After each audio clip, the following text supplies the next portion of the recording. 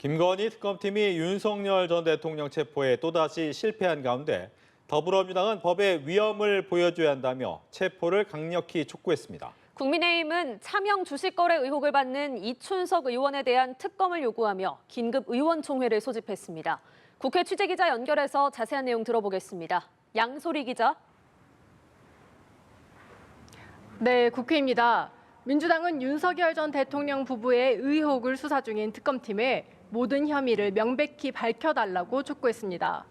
김병기 원내대표는 어제 조사를 받은 김건희 씨에 대해 속내는 시간 끌기라고 비난하면서 윤 전 대통령의 체포영장 집행에 대해서도 이야기했는데요. 직접 들어보시겠습니다.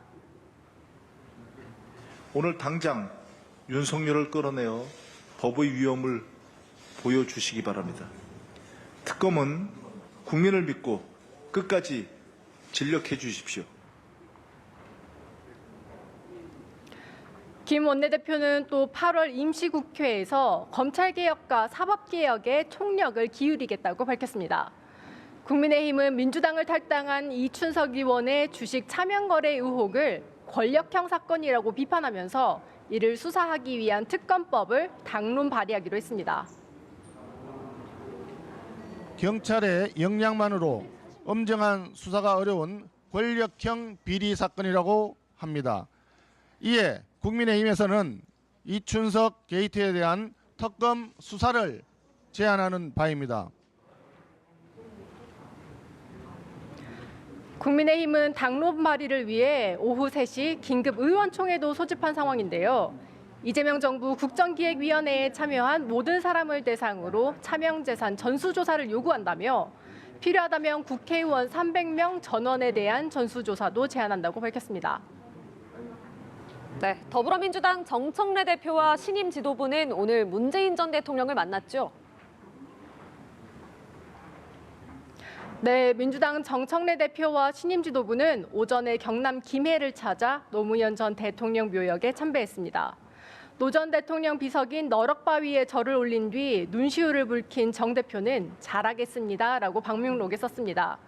이어 문재인 전 대통령을 예방했는데요. 예상과 달리 이번 만남에선 조국혁신당 조국 전 대표의 사면 문제가 언급되지 않았다고 민주당 권향엽 대변인은 밝혔습니다. 문 전 대통령은 지난 5일 우상호 대통령실 정무수석과 만난 자리에서는 조 전 대표의 사면을 요청한 거로 알려졌습니다. 조 전 대표의 사면에 대해선 민주당 내부에서도 의견이 분분합니다. 한준호 최고위원은 아침 라디오에 출연해 정치인 사면에 대해서는 다음 기회로 넘기는 게 바람직하다며 반대의 목소리를 냈습니다. 국민의힘은 광복절 특사 명단에 조국 전 대표가 포함됐다는 보도가 사실이라면 굉장히 잘못된 것이라며 강력하게 규탄한다고 반발했습니다. 국민의힘은 당대표 선출을 위한 전당대회 본경선 진출자를 발표했죠. 네, 국민의힘 전당대회 선관위는 오늘 오전 본경선 진출자를 확정했습니다. 예비경선에 진출한 당대표 후보자 중 김문수, 안철수, 장동혁, 조경태 후보가 컷오프를 통과했고 초선인 주진우 후보가 고배를 마셨습니다.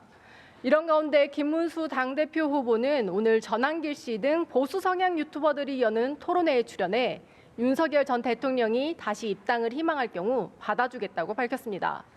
김 후보는 윤 전 대통령이 계엄으로 누가 죽거나 다쳤냐고 반문하기도 했습니다.